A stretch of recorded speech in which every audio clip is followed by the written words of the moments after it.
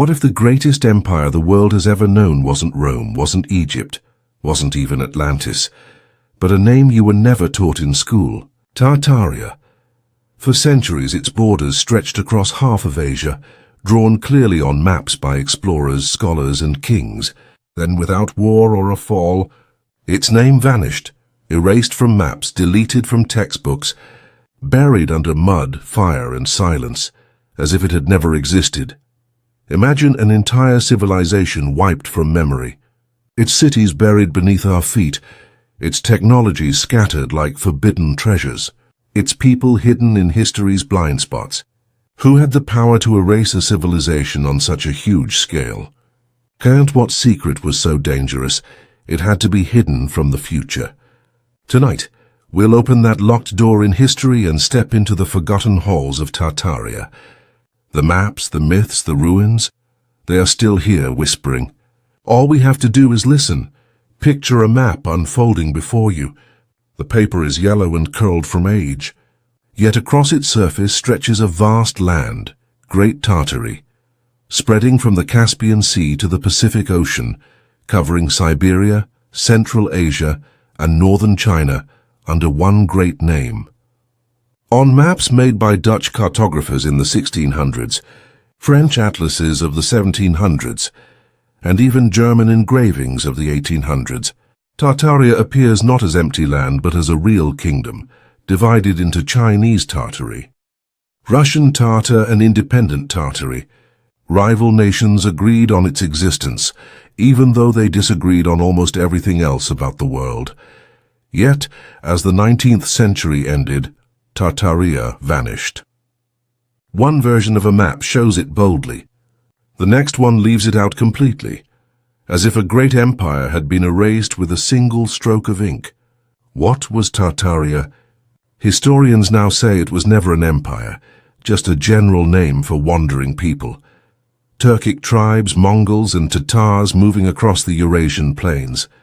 But this explanation weakens when we look at the accuracy and detail of the maps. Why did so many maps, made by people from different countries over hundreds of years, show Tartaria with clear borders, capitals and provinces? If it was only a vague name, why did it last for so long and then disappear so suddenly? Some theorists whisper about a cover-up, a deliberate erasing. They point out how Russia expanded into Siberia, slowly taking over lands once marked as Tartarian, and absorbing their names into its own. They suggest that redrawing the maps was not just progress, but a careful plan to hide a civilization whose existence didn't fit the official story of history. After all, maps are more than drawings of land. They are tools of memory and power. To change a map's lines is to change how the world is remembered, and there is more than ink on paper. Legends across Central Asia tell of a golden kingdom filled with towers and domes glowing with strange energy, swept away by a great disaster. Russian writings hint at forgotten royal families.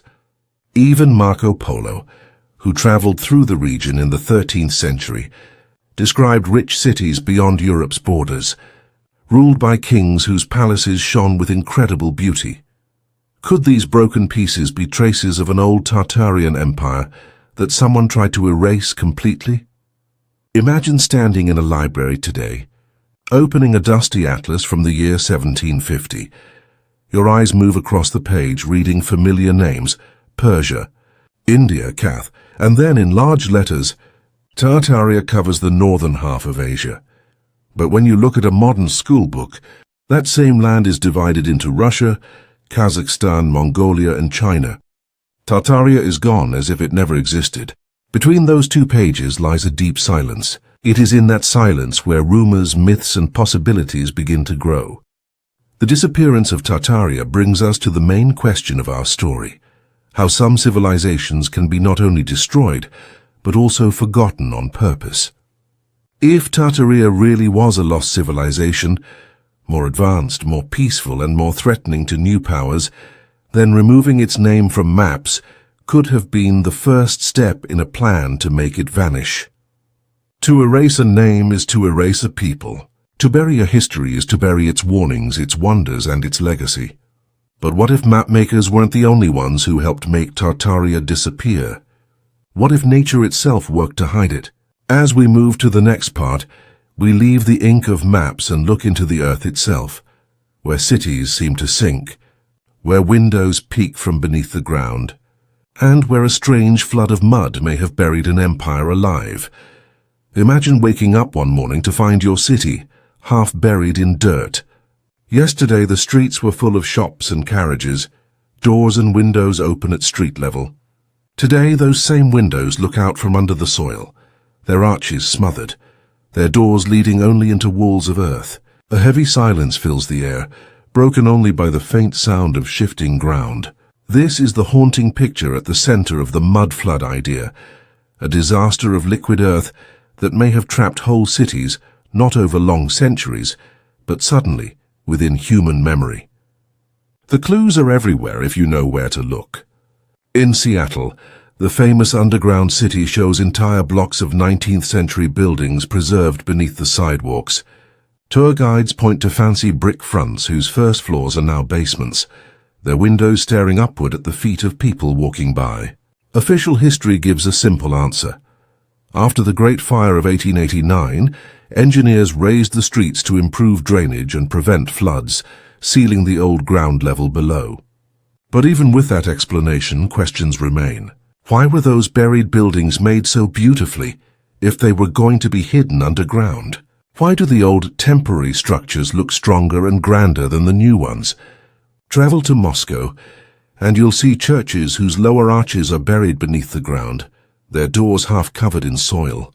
In St. Petersburg, windows appear at what should be basement level, yet they have fancy decorations that suggest they were once at street level. In Paris, photographers capture row after row of half-buried windows under modern sidewalks, their perfect design hinting that this was not random, but that the buildings themselves had sunk. And in Edinburgh, the South Bridge vaults stretch beneath the city, sealed for centuries, their stone rooms blackened by soot yet strangely well preserved, as if waiting to be found again. Geologists offer logical explanations. They say soil builds up over time, roads are raised for better hygiene. Cities, they explain, are like layered books, one level built upon another. In Chicago, during the mid-19th century, engineers famously lifted whole blocks, using thousands of jacks to install sewers underneath. In Paris, the rebuilding under Baron Haussmann raised street levels greatly. Yet the strange thing is how similar the burial depths are, often 10 to 20 feet deep, appearing across many continents within the same 18th and 19th centuries. It stretches belief. How did so many cities all over the world change in the same way at the same time? Supporters of the mud flood theory argue that it wasn't slow change, but one giant sudden disaster. They imagine the earth itself turning to liquid, soil turning to mud from huge vibrations, maybe caused by earthquakes, lightning-like energy, or even unknown weapons. When the ground turns to slurry, whole buildings sink as if swallowed. And when the soil hardens again, it traps them, leaving beautiful doorways and windows buried in silence. The image is terrifying. Picture a busy street one evening, gas lamps shining, carriages rolling by. By morning, that same street is quiet, its lower floors buried in mud. Windows stare blankly into packed earth, and rooftops stick out like survivors gasping for air. For the people who lived through it, the world would have turned into a grave overnight. Some researchers mention written reports. In 19th century Eastern Europe, newspapers told of sudden mudslides that swallowed houses. Old Russian folk tales speak of villages sinking into the ground in a single night. In Central Asia, stories tell of temples buried so deeply that only their domes could be seen above the dirt. Could these be confused memories of one worldwide event? In America, old photos from Salt Lake City and San Francisco show buildings where the ground floor windows are oddly below street level, decorated far more beautifully than what pioneer builders were said to have made. In Europe, old drawings show the same thing. Windows too low, doors leading straight into dirt. These strange details don't prove a mud flood happened, but they create a web of questions. Skeptics reply with common sense. Cities grow, disasters happen, and roads are raised. But the uneasy feeling remains. When you walk down a street and see windows peeking from below the sidewalk, it feels less like city planning and more like a hidden secret, as if something was buried and someone didn't want us to notice. And that brings us to the boldest idea of all, that the mud flood might not have been natural at all. Some people believe it was created on purpose, a planned event to wipe out a civilization.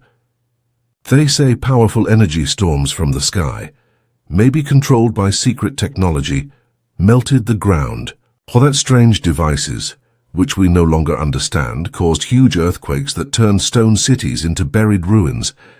If Tartaria really existed, and if it had knowledge that scared the new powers of the industrial age, what better way to erase it than to bury it right under our feet? Imagine a worker digging the ground to build something modern, and suddenly finding an old stone archway still perfect, hidden 20 feet below. Imagine the surprise when construction workers find fancy old walls and decorations sealed away, as if time had stopped long ago. These discoveries still happen. Photos appear showing digging sites with grand building fronts where there shouldn't even be a basement. It's like the ground itself became a secret vault, hiding memories that history books can't explain.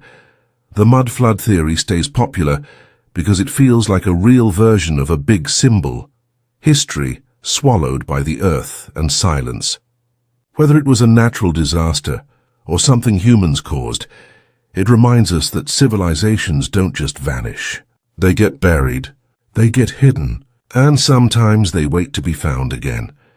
If the mud flood really happened, if whole cities were swallowed by waves of melted earth, then what could still be hiding below us?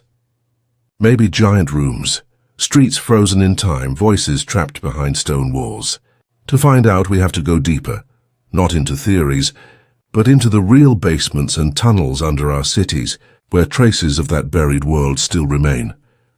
Walk carefully down a narrow stairway in lower Manhattan. The loud city sounds fade, until you only hear water dripping and your footsteps echoing. Ahead, under weak hanging lights, a brick arch curves overhead, an arch not meant for modern eyes.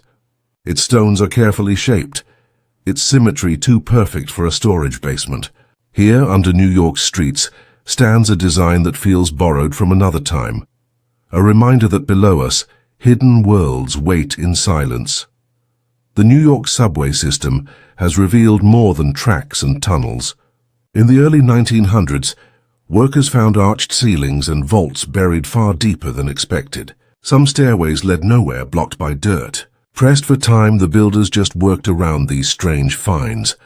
Official stories say they were just old construction parts or utility rooms. But the fine stonework, fancy carvings and detailed edges suggest something more.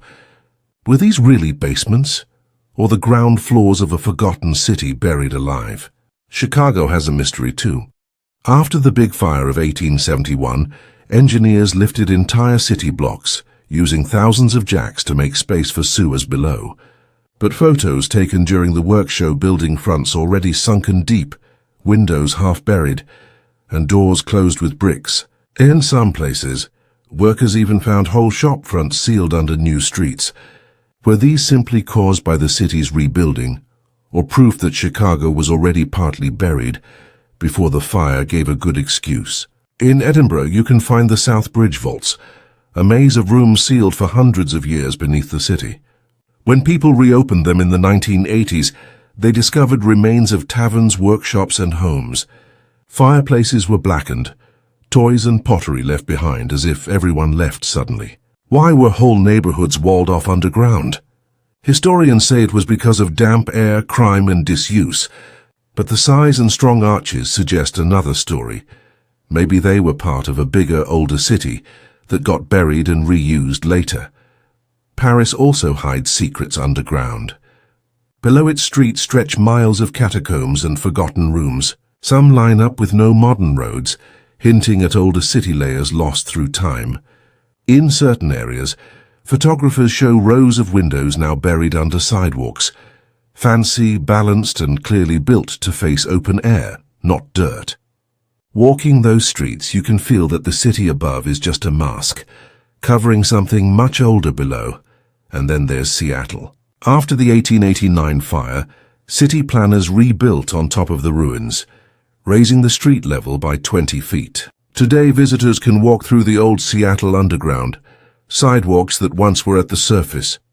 There you see detailed walls, iron pillars, and arched windows frozen in dim light like stepping into another century. The official story says the city was lifted to stop flooding, but the beauty of those buried basements makes people wonder. Why build something so grand only to cover it up?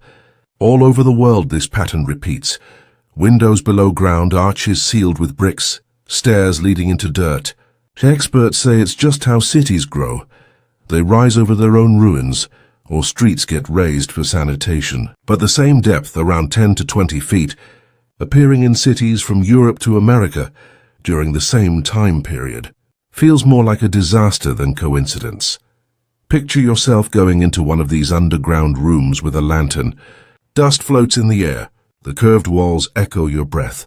In the corner, a window looks out into solid soil, its iron bars rusty but still there. For a moment, you feel like you're walking through a world that wasn't meant for you, a world still waiting for its story to be told.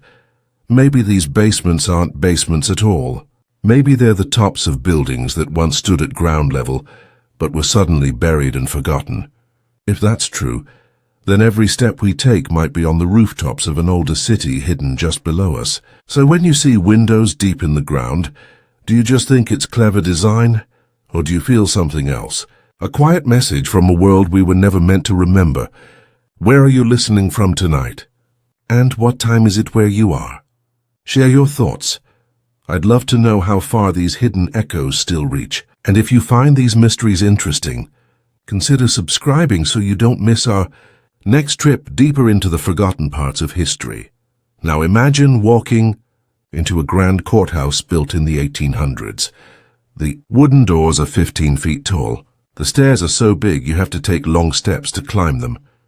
Inside, the ceilings rise so high they almost make fun of the idea of being useful. Why build something so huge unless the people it was made for were bigger than us? This is where the story of Tartaria connects with one of humanity's oldest and strangest legends, the giants. Many cultures tell stories about giant beings. Greek myths talk about titans. The Bible mentions the Nephilim. Norse tales speak of the Jotnar, and Native American stories describe red-haired giants. Could these stories be memories of a real truth, that Tartaria was a land of giants who built the huge buildings we see today? In the 1800s, American newspapers were full of wild headlines. Miners in Ohio found skeletons 8 feet tall. Farmers in Wisconsin dug up skulls with 2 rows of teeth. Builders in Nevada discovered caves full of giant bones. At Lovelock Cave in Nevada, native stories told of red-haired giants who ate humans. And later, miners found huge skeletons in the same place while digging for guano in the early 1900s. Many of these remains later vanished or were called fakes, but the stories kept repeating.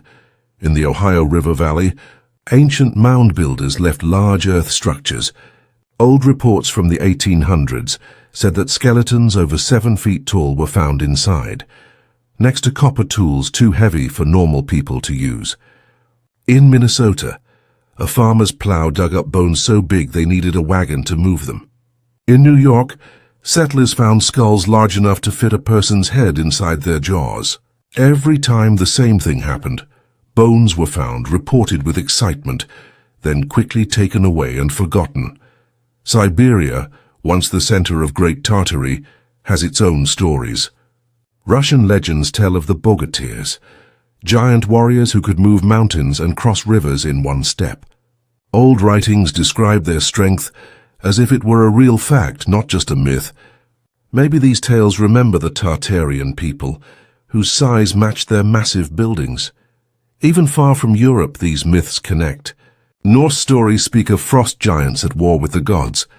Polynesian songs tell of tall builders who made stone platforms before others came to the islands. In South America, Incan legends speak of Viracocha, a bearded giant god who walked through the Andes and built great stoneworks.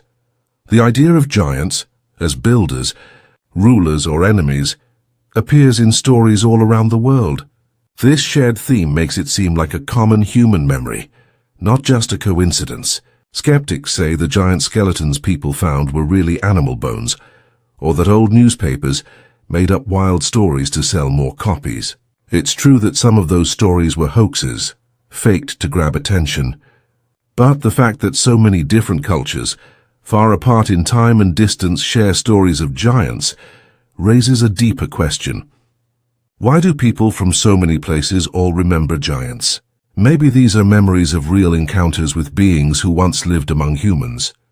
The buildings themselves seem to agree with the legends. Huge palaces in St. Petersburg, opera houses in San Francisco, and government buildings in Washington, D.C. all feel a bit too big for normal humans. Old photos from the 1800s sometimes show tall, blurry figures, almost as if they were edited or erased to look normal. Was Tartaria a place where giants lived with humans? Or was it a world made just for them? Think about the large weapons and armor in museums. Some swords and suits of armor in Europe stand more than 7 feet tall. Experts say they were only for display or ceremonies, but the way they're built looks useful, like they were made for real use by very tall warriors. If these items were only for show, why are there so many across different cultures? And why do their sizes match the giant skeletons said to be found in North America and Asia? If giants were real, it would change everything. A race strong enough to lift huge stones with their hands wouldn't need cranes to build cathedrals. Their deep voices might have naturally matched the sound frequencies used in Tartarian technology. Their size and strength could explain the giant forts, domes, and stairways that seem too large for ordinary people. But if they existed, where did they go? Were they wiped out in the mud flood? Were they hunted by smaller humans? Or do traces of them still live within us? In our DNA, in ancient myths, and in buildings that still tower above us like memories too big to erase? Imagine standing in front of the Hermitage Museum in St. Petersburg. Its halls are so wide, and its ceilings so high that even a crowd of people looks tiny inside. You might start to wonder if these spaces were really built for humans, or if we are walking through the ruins of beings who are taller, stronger, and left behind silent reminders of their greatness. As we move past these shadows of giants, a new mystery appears. If the people of Tartaria were so large, maybe they also had powerful tools. Could the stones in their buildings hide an ancient technology, not one of strength but of sound? Imagine standing inside a huge cathedral as the choir starts to sing. A single note rises, and the air begins to shake. The stone walls vibrate and amplify the sound until you don't just hear it, you feel it in your chest. It seems possible that the buildings were made not only for worship, but for something much deeper, a secret knowledge of sound. Across Europe, Asia, and the Americas, buildings said to be Tartarian, with domes, vaulted ceilings, and star-shaped forts, all have amazing sound qualities that seem too similar to be accidents. In St. Petersburg's Kazan Cathedral, even quiet whispers can be heard clearly across the hall. In Mexico's Metropolitan Cathedral, a person speaking at one end can be heard clearly at the other. In Malta's underground hypogeum, certain sound tones make people's bones vibrate, and can even cause strange dreams or calm trances. Could Tartarian builders have known an ancient science of sound? Modern scientists call this field archaeoacoustics, the study of how old buildings react to sound. Tests at the hypogeum show that chanting at certain tones creates sound waves that bounce perfectly between walls. Visitors say they sometimes feel dizzy, see visions, or fall into deep, calm states. In Peru's temples, stones fit together so tightly that tapping them makes bell-like sounds. At Angkor Wat in Cambodia, the long hallways echo like giant gongs. Are these just coincidences, or signs of a shared technology hidden in the design itself? Some thinkers suggest that Tartaria used sound levitation, moving heavy stones using powerful sound waves. Today, scientists can already float tiny drops of water and grains of sand in the air using sound frequencies. They can even make patterns appear in the sand by vibrating it at the right pitch. If we can do that now on a small scale, what could a whole civilization do with this power long ago? Think about the great opera houses built in Europe and America in the 1800s. Their designs are strangely similar to Tartarian buildings. Their domes and rooms don't just make music louder, they seem to make it stronger and more emotional. Some researchers think these buildings weren't only for concerts, but were also resonance chambers, places where sound frequencies could give energy, heal people, or even move objects. The science of cymatics, where sound makes sand or water form beautiful shapes, gives us a clue. Maybe the Tartarians built their cities to create and control these patterns of sound energy across their empire. Russian folklore speaks of crystal palaces whose walls sang with healing tones. In the shamanic traditions of Siberia, stories tell of mountains that hummed when approached by chance. Even in medieval Europe, chronicles whisper of bells that could shatter glass or awaken visions, artifacts said to come from distant lands in the east. Skeptics argue these tales are nothing more than echoes of acoustics, the natural byproduct of vast stone spaces. A dome resonates because of its shape. A cathedral carries sound because of its size. But that explanation falters when confronted with the precision of their alignments. Why do so many Tartarian-style buildings share proportions linked to harmonic ratios? Why are specific frequencies, like 110 Hz or 432 Hz, tones long associated with calm and altered states, so often embedded into their design? Chance seems far less likely than intention. Imagine a world where cities themselves were symphonies, where streets were laid out not for convenience, but for resonance, domes tuned like instruments, plazas designed to amplify collective chants. In such a civilization, the lines between science, spirituality, and technology would blur. Energy would not flow through wires but through sound. Illness could be treated not with medicine, but with vibration.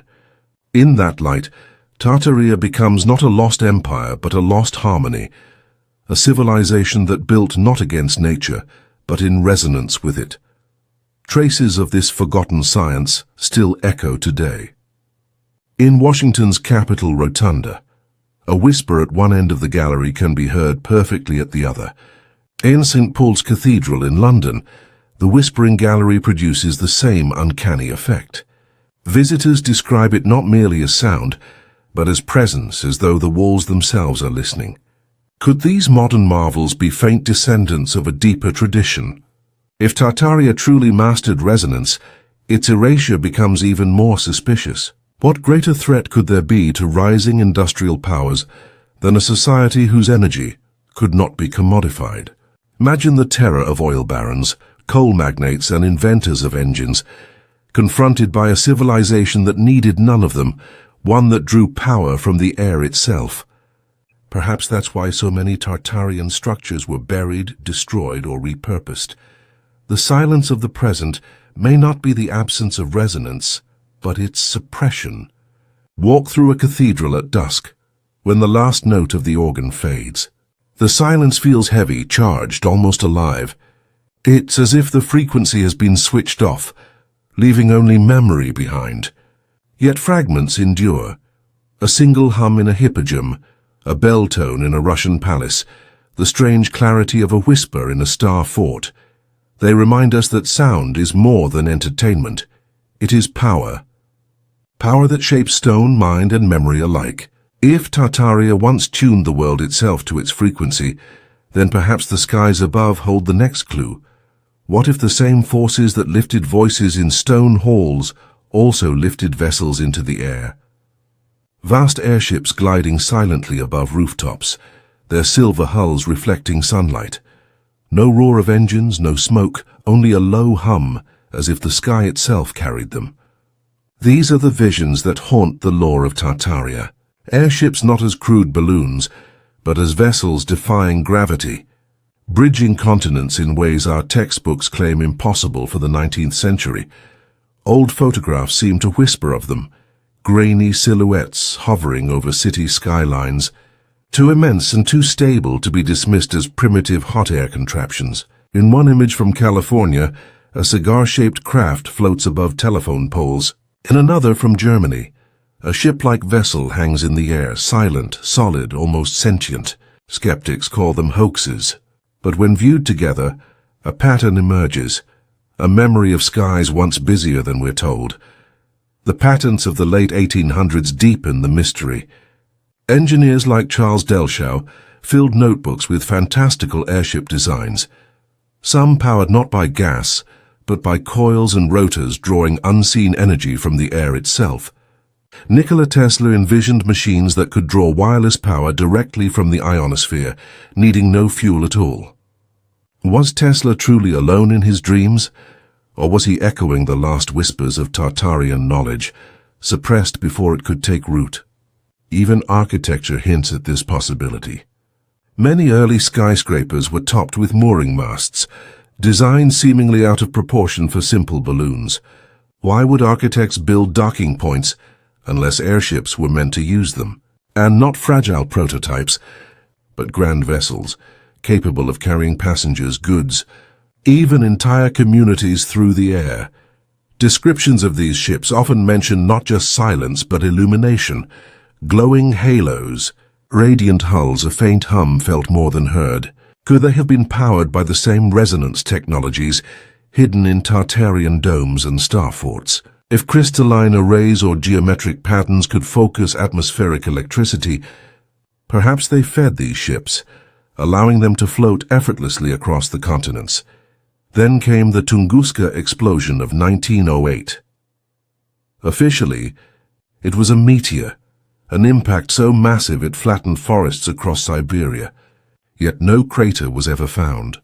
Witnesses described a glowing object streaking silently across the sky before the blast. Some propose it wasn't a meteor at all, but a Tartarian airship whose power source destabilized. How curious that it struck in the very heart of former Tartarian lands. Legends across the world speak of skyborne craft. Chinese chronicles tell of floating palaces among the clouds. Hindu texts describe vimanas, flying chariots powered by sound and light. Medieval Europe wrote of vessels drifting through the heavens, mistaken for angelic visions. Could Tartaria have been the inheritor of that lineage, the last civilization to navigate the ether as naturally as ships sail the sea? Skeptics counter with history's zeppelins, hydrogen-filled giants, fragile and flammable. They point to disasters like the Hindenburg as proof of their limits. But what if those tragedies were not accidents, but deliberate spectacles, designed to bury a rival technology forever? A fleet of fuel-free airships would have threatened the empires of oil and coal. Better perhaps to burn the evidence than to let it take root. Imagine standing in a city square in 1890. Above you, a vast vessel drifts, casting its shadow across cobblestones. Children point skyward. Merchants pause mid-sail. For a moment, the crowd is united in awe. Decades later, the same square hums with cars and wires, and no one remembers the ship that once hovered above. The silence of the sky becomes its own kind of erasure. If Tartaria's skies were once alive with airships, then its empire was not bound by distance. It could connect Siberia to Europe, Asia to the Americas, rewriting the boundaries of our known world. And if those ships drew power from the same grid of domes, star forts, and crystalline alignments, then the Earth itself was their launch pad, and the sky, their highway. Today, fragments of this vision persist. Enthusiasts study faded patents, blurred photographs, and forgotten eyewitness accounts of mysterious craft seen in the 19th century. Some even suggest that modern UFOs are not extraterrestrial at all, but remnants or descendants of Tartarian airships. Designs rediscovered in secret, technology still too disruptive to be released. Whether myth or memory, the image endures, a silent fleet gliding across the horizon, powered not by smoke and fire, but by resonance and light. And as our gaze turns from the sky back to the earth, the same geometry appears again, star-shaped bastions scattered across continents. Historians call them forts of war. But perhaps they were something else. Nodes in a forgotten energy grid. Stand atop the walls of Fort Bourtange in the Netherlands, and the structure unfolds like a vast snowflake, every angle precise, every proportion deliberate. Historians claim these shapes were made to deflect cannon fire, yet similar designs appear in Virginia's Fort Monroe, in Italy's Palma Nova, even in the star-shaped earthworks of India and Africa. The pattern repeats across continents and centuries, as though written by a single hand. The phenomenon stretches far beyond Europe. In India, the ruins of Vijayanagara and the coastal forts of Bal display the same radiating patterns, polygonal, perfect, echoing across time. Long before colonial contact, the same geometry was already here. In Japan, the fortress of Goryokaku radiates in a perfect five-pointed star, astonishingly similar to the great bastions of Italy. Across Africa, remnants of earthworks in Benin and Angola reveal the same design, geometric fortresses carved into the land with mathematical precision. How could cultures separated by oceans converge upon the same pattern, the same sacred form? Was it diffusion through empire and trade? Or inheritance from a deeper forgotten source, perhaps the lost blueprint of Tartaria itself? The scale of these forts alone inspires wonder. Many span kilometers, their walls so vast they shape entire landscapes. Their moats form not just barriers, but reflective surfaces, turning each fortress into a mandala of water and stone. Some align perfectly with the cardinal directions, others mirror astronomical cycles, their bastions pointing towards solstice sunrises or lunar extremes. In Italy, the star city of Palma Nova radiates outward from a central plaza in a nine-pointed design, as though conceived not merely for defense, but for cosmology itself, a terrestrial mandala binding heaven and earth. Mainstream historians insist this geometry was purely practical, a means to maximize defensive firepower, ensuring no wall was left unprotected. Yet this logic collapses when faced with the scale and placement of these structures. Why build such elaborate fortresses in remote regions unlikely to see siege? Why repeat the design even where terrain made it useless? And why are their dimensions so often linked to sacred geometry? The golden ratio, Pythagorean triangles, harmonic proportions, forms found not on battlefields, but in temples. Theorists propose another possibility, that the star forts were far more than military defenses. They were energy nodes, vast resonators designed to focus and distribute the Earth's natural currents. The projecting bastions may have acted as amplifiers, channeling electromagnetic flows. Water-filled moats could have conducted this energy, while the symmetry of the stone walls created resonance chambers. In this light, the forts were not built to resist cannon fire, but to harness and harmonize power, powering Tartarian airships, illuminating cities, perhaps even stabilizing entire regions. Accounts of strange phenomena seem to echo this theory. At Fort Monroe in Virginia, visitors with electromagnetic detectors have reported mysterious surges during solar storms, as though the structure still responds to cosmic activity. In Belgium, near Fort Ebenemayel, locals have long spoken of a deep humming sound during lightning strikes. And in Palma Nova, residents describe an uncanny clarity when speaking in the central plaza, as though the entire city itself amplifies the human voice. Could these be remnants of a technology we no longer understand? Even the symbolism embedded in their shape speaks volumes. The star, one of humanity's oldest sacred icons, appears in Sumerian tablets, Celtic carvings, and Islamic mosaics. Pentagrams, hexagrams, and nine-pointed stars all carry ancient mathematical and mystical meanings. To embed such symbols in fortresses suggests a dual purpose, outwardly military, inwardly spiritual, or energetic. Perhaps the forts were camouflage, ancient power stations disguised as bastions in an age that had forgotten their true function. Skeptics, of course, dismiss this idea. They claim geometry alone proves nothing. that Renaissance engineers like Vauban perfected the star shape simply because it worked. Yet this explanation falters when faced with global repetition. The same star geometry appears in lands where European influence was minimal, and it consistently mirrors sacred ratios far beyond what pure military utility would require. Imagine flying above Europe in the 1600s.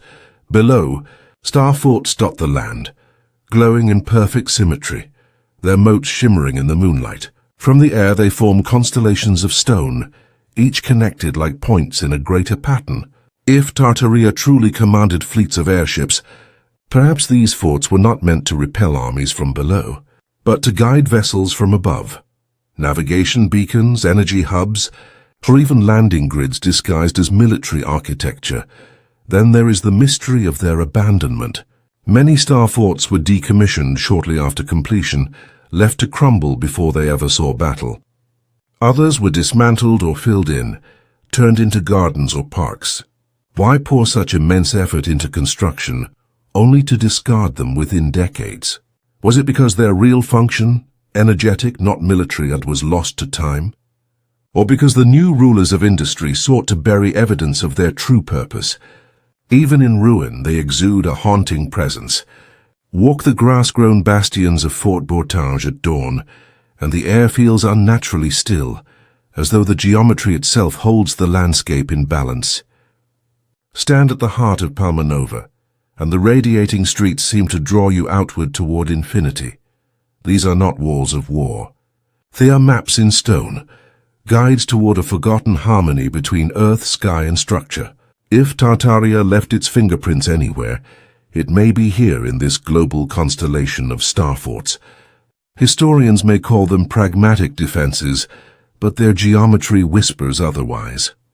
They hum with the memory of something greater, an architecture that resonated with the earth itself. And if the ground once glowed with such designs, what of the skies above them?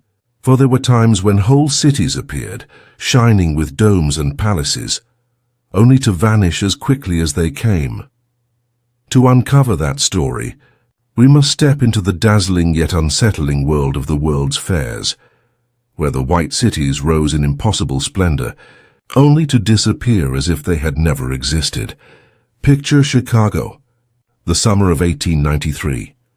Rising from the swamps of Jackson Park stands a glittering metropolis, domes, colonnades, arches, and towers gleaming under electric light. It is called the World's Columbian Exposition, but visitors simply call it the White City. Over 200 grand buildings stretch across 600 acres, their facades rivaling Rome and St. Petersburg. Boulevards hum with music, gondolas drift through illuminated lagoons, and the air vibrates with awe. And then, within a year, it is gone, demolished, burned, erased, as if the city itself had been a mirage. The official story insists the White City was temporary. Its palaces, built of plaster and wood, meant only to dazzle. Yet the photographs tell a different story. Look closely, and you see intricate stonework, steel domes, and carvings too ornate to be dismissed as fragile facades. How could such vast structures rise in just 2 years, in a city still recovering from the Great Fire of 1871? And why invest such magnificence in something destined for destruction? The pattern repeats across the world. The 1904 St. Louis World's Fair spanned over 1,200 acres, boasting marble palaces and monumental arches. In San Francisco, the 1915 Panama Pacific Exposition rose from the ashes of an earthquake to reveal entire boulevards of white grandeur, crowned by the Palace of Fine Arts. From Paris to Brussels to smaller cities, expositions appeared with impossible speed, dazzling millions, then vanishing almost overnight. If they were truly temporary, why did so many appear built for centuries? Some researchers believe these were not feats of construction, but resurrections. Tartarian remnants unearthed and displayed briefly before being buried again. Imagine halls and domes long hidden beneath mud or rubble, suddenly revealed by excavation, then paraded as modern marvels. By calling them temporary, Organizers could destroy them without raising suspicion. The psychological effect was profound. Millions visited these expositions. For many, their first encounter with electric light, elevators, or vast illuminated domes. They believed they were witnessing the future. But what if they were really walking through the past, through echoes of Tartaria's forgotten brilliance? To stroll through those streets was to wander a phantom empire, told it was new only to watch it vanish into smoke. The emptiness of the surviving photographs deepens the unease. Despite reports of massive crowds, many images show vast boulevards nearly empty. Dismissed as a trick of long exposure, yet the eeriness lingers. Whole cities gleaming and deserted, like stage sets awaiting an audience that never came. The ritual of destruction followed swiftly. Fires consumed exposition sites within years. The White City burned in 1894. The palaces of St. Louis were dismantled. San Francisco's temporary marble crumbled into dust. Only fragments like the Palace of Fine Arts or the Grand Palais in Paris remain, stubborn witnesses to an era that should not have been possible. Even the symbolism woven into these fairs is impossible to ignore. Their ceremonies brimmed with Masonic imagery, cornerstones laid with ritual, domes echoing ancient cosmology, statues recalling forgotten gods and giants. In Chicago, the Court of Honor's design mirrored sacred geometry, forming mandalas and star-fort patterns when viewed from above. Were these aesthetics alone, or a coded acknowledgement that these were once sites of power belonging to another age? The White City also marked the public debut of Nikola Tesla's alternating current, illuminating entire boulevards in a glow that seemed otherworldly. To the public, it was progress. But to Tartarian theorists, this was proof that the architecture itself had been designed long before, its geometry already tuned to harness energy, awaiting rediscovery. Perhaps the world's fairs were not about invention, but about testing, about studying and then erasing technologies that didn't fit the industrial order to come. Skeptics claimed the fairs were national showcases, built of plaster for spectacle, and quickly dismantled for practicality. Yet the pattern persists. Colossal cities conjured overnight, then obliterated and again. If it was all just pragmatism, why repeat such extravagance on a scale so vast, so unsustainable? Imagine standing in Jackson Park as night falls in 1893. Electric lights shimmer on the lagoon, reflecting domes and columns glowing like alabaster beneath the moon. Music drifts softly from a bandstand. For a moment it feels eternal, a glimpse of utopia. Then months later, nothing remains but rubble and ash, as though it had all been a dream. Perhaps that was the point. Perhaps the White City was never meant to endure, only to remind humanity briefly of what had once been lost. A memory conjured, and then extinguished, but not all erasures come cloaked in spectacle. Some arrive as catastrophe, fires, earthquakes, explosions so immense they rewrite entire cities. To trace Tartaria's final disappearance, we must turn to these devastations, the great fires, the quakes, and the mysterious blasts that swept away the last remnants of a forgotten empire. Picture Chicago in 1871. Flames leap from roof to roof, consuming 3 square miles in less than 2 days. The official story blames a cow and a lantern. Yet when the smoke cleared, witnesses spoke of stranger things.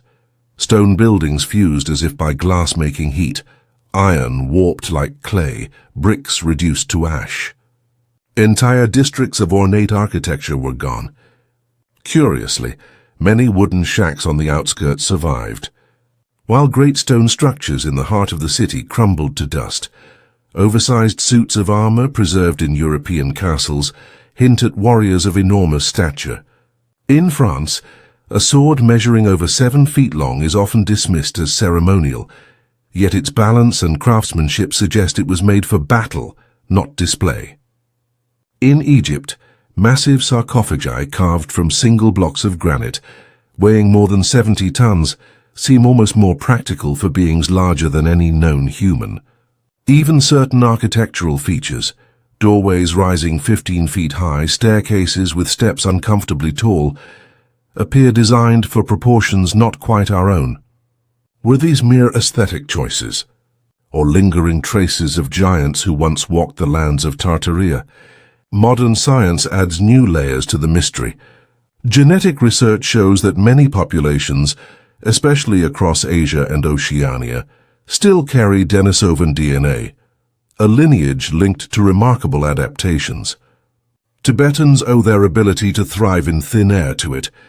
Melanesians inherited stronger immune responses. Some researchers suggest Denisovans may have been physically larger than modern humans, their presence echoing faintly in our bodies and myths alike. If the people of Tartaria were descended from, or intermingled with, these ancient lineages, their unusual stature and strength might have seemed godlike to later civilizations. Consider the idea of hybridization. What if Tartarian giants were not aberrations, but the outcome of unions between Homo sapiens and more archaic species? The Bible's Nephilim, sons of God who mingled with daughters of men, may be a poetic memory of such crossings. These hybrids could have inherited not only size, but also heightened awareness, resonant sensitivity to sound, perhaps even the ability to manipulate energy itself. Ancient myths seem to whisper the same. The Sumerians told of the Anunnaki, sky beings who descended to shape civilization. The Greeks spoke of titans who taught humanity before being overthrown. Many indigenous traditions remember giants as both creators and destroyers, bridging a lost age. If Tartaria marked their final chapter, its erasure may represent the deliberate silencing of a bloodline that once carried extraordinary gifts. Skeptics, however, see no mystery. Gigantism, they argue, is a medical condition, rare but natural. Those giant skeletons in old reports were mismeasured, exaggerated, or entirely fabricated. Newspapers in the 19th century thrived on sensational stories, tales of sea serpents, Martian canals, and men 9 feet tall. Double rows of teeth, they say, are merely dental anomalies. DNA reveals traces of Neanderthal and Denisovan ancestry, but no evidence of an unknown race of giants. To conventional science, the Nephilim, Titans, and Jotnar are metaphors, not ancestors. And yet, the convergence of myth, artifact, and architecture remains difficult to ignore. Why do so many cultures separated by oceans share memories of colossal beings? Why do countless burial mounds, cairns, and chambers tell stories of their massive builders? Why do remnants of ancient architecture seem scaled for bodies larger than ours? Even if literal giants never walked the earth, perhaps these myths preserve memory of a people taller, stronger, more attuned to forces beyond ordinary human perception, beings who became giants in legend precisely because of how different they were. Imagine submitting a modern DNA test. Weeks later, the results return. Fragments of Neanderthal, traces of Denisovan, and then a sliver labeled unknown archaic. Would you dismiss it as a lab error, or wonder if it was the genetic whisper of Tartaria's forgotten bloodline? In truth, DNA offers both revelation and mystery. It confirms that humanity is not singular. We are a mosaic of vanished lineages. Yet the deeper we look, the more ghostly branches appear, hinting at entire chapters of history still missing. Perhaps Tartaria is one of those chapters, not written in textbooks but preserved in myth, in stone, and in the marrow of our bones. If so, the question becomes not merely scientific but existential. What would it mean if giants once built our cities, sang our stones into place, and left echoes within our DNA? Would we see ourselves as heirs to their greatness, or orphans of a lineage too vast to comprehend?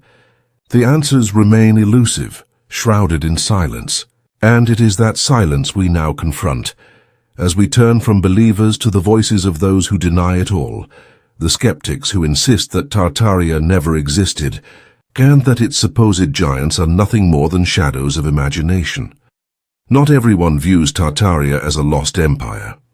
To many historians and archaeologists, the very idea is a mirage, stitched together from misread maps, misunderstood architecture, and modern conspiracies. To grasp the weight of this mystery, we must listen to them too, for their skepticism sharpens the questions that remain. Academia begins with the word itself. Tartaria, they explain, was never the name of a single civilization. It was a cartographer's convenience, a label used from the 13th to 18th centuries to describe vast, poorly known regions of Asia. Much like old maps that drew sea monsters in uncharted waters or depicted California as an island, Tartaria was simply shorthand for lands Europeans had yet to explore. As Russian, Chinese, and Central Asian borders solidified, the name naturally faded from use. There was no erasure, they say, only evolution. By the 1700s, detailed maps divided Tartary into smaller regions, khanates, Siberian provinces, nomadic territories. What some now call an empire was, by this view, a patchwork of unrelated cultures, Turks, Mongols, Tatars, grouped under a single misleading term. When Russia annexed Siberia, the label disappeared. As for the so-called mud flood, geologists find no mystery there either. Cities grow atop their own ruins, streets rise to improve drainage, reduce flooding, or install sanitation. In Seattle, engineers literally elevated walkways after persistent floods, burying older storefronts beneath. In Paris, centuries of rebuilding raised street levels. In Edinburgh, sealed vaults lie beneath modern roads, not from cataclysm but construction. What appears catastrophic, they argue, is simply the natural sediment of urban life. The giants, too, crumble under scrutiny. 19th century newspapers sought marvels. Their 9-foot skeletons often turned out to be misidentified bones or deliberate hoaxes. The Smithsonian denies any suppression of evidence, stating that no verifiable remains of giant humans have ever been found. To evolutionary biology, true gigantism remains a rare condition, not a lost race. Even the ornate palaces of the world's fairs, so central to Tartarian theories, have earthly explanations. The grand halls of Chicago's 1893 Columbian Exposition were made of staff, a plaster-like material meant to dazzle briefly, then be demolished. Photographs showing empty plazas or ghostly crowds were not signs of vanished populations, but the result of long exposure times in early cameras. And yet, skepticism has its own gaps. If Tartaria was only a mapmaker's term, why did competing empires, Russian, French, Ottoman, all agree so consistently on its borders? If buried architecture is simple urban layering, why do similar depths of submersion appear across continents during the same period? And if giants are only myth, why does nearly every culture remember them? Perhaps the truth lies between extremes. Maybe Tartaria was not a single empire, yet not pure invention either. Maybe the maps, the ruins, the myths, and the genetic fragments all point toward something. Many forgotten civilizations, woven together by time and memory.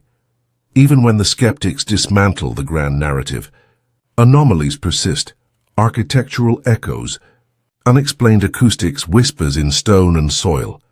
And it is to these resonant remnants that we now turn.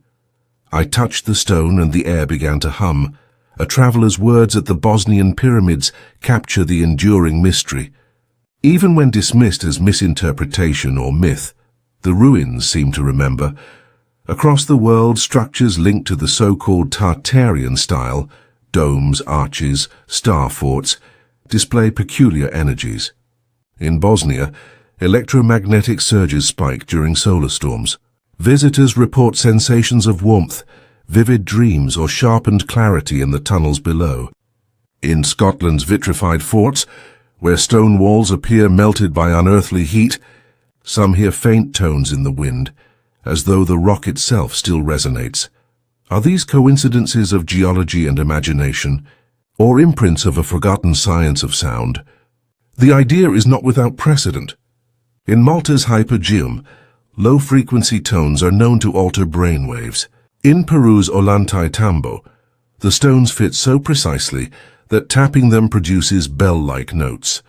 Modern researchers call this archaeoacoustics, the study of how ancient structures interact with sound.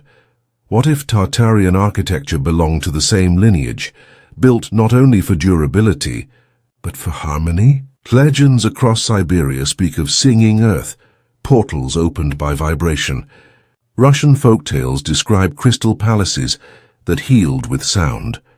Indigenous American traditions recall mounds that hummed beneath the moon.